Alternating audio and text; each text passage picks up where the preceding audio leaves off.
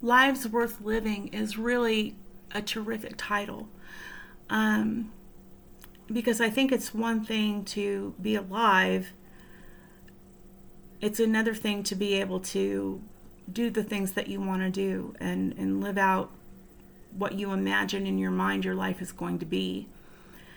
And institutionalization takes that ability away from people. And it's not just people with disabilities, elderly people who go to nursing homes, people who go to prison.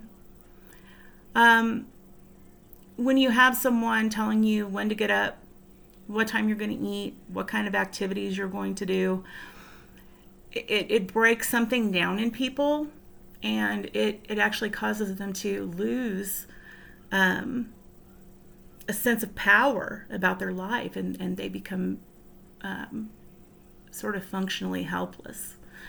And it's a terrible thing, and I'm sure that that feeling in the minds of people with disabilities, or just seeing that as a family member of a person with disabilities, would be more than enough motivation to start a disabilities rights movement and really be quite even militant about it.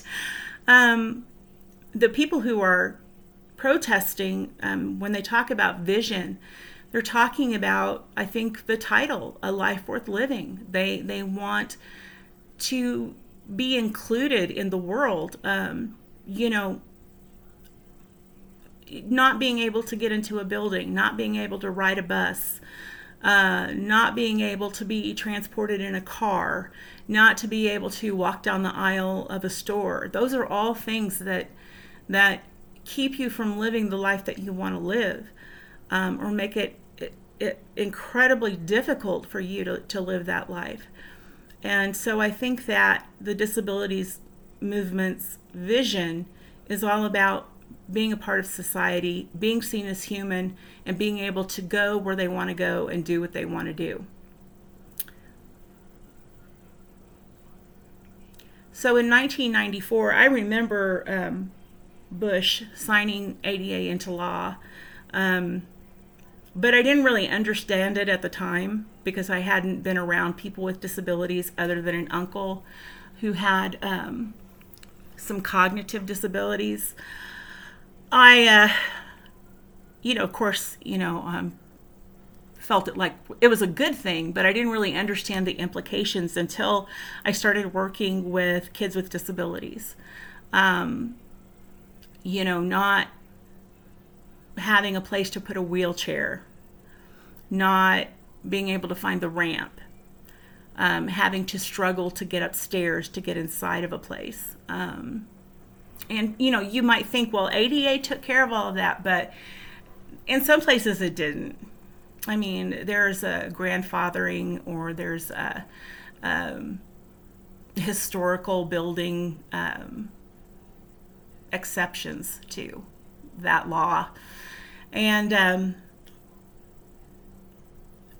just having that ramp to be able to get up onto the curb, or the doors that open by themselves so you can get into the grocery store, or if you're in a wheelchair, somebody who's pushing you doesn't have to struggle with getting through the door, and getting you through the door.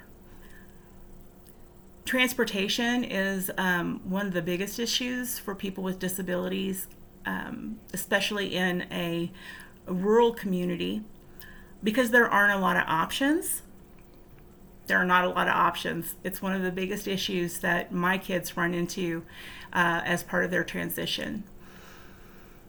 You're pretty much reliant on mom and dad, or a sister or brother, to take you somewhere. And talking about discrimination across the board is something that is going to take a very, very long time to go away. And I don't know that it ever will go away, but I think people's responses to it are changing.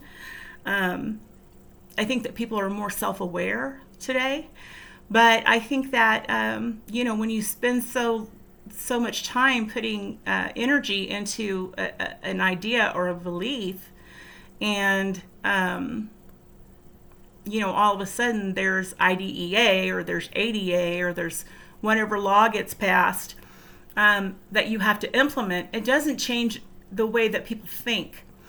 And even today, I run into discrimination against my kids all the time. Just the term special needs. I can't even explain how much I hate that term because it almost takes away the humanness and their ability to do things.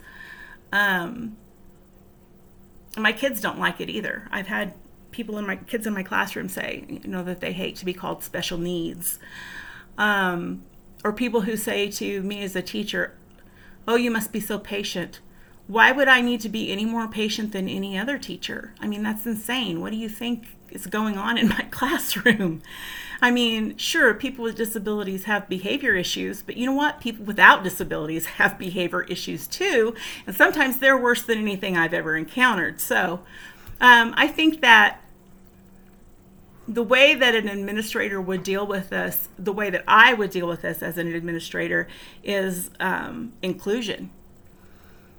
And, I, of course, strongly believe in the least restrictive environment. And I know that there are some kids who need much more support than can be provided in a general education classroom, and are pulled out for a short amount of time during the day to do reading instruction or math instruction. And I'm not against that. But I think if people in the school never see people with disabilities, then they're never going to be part of their school.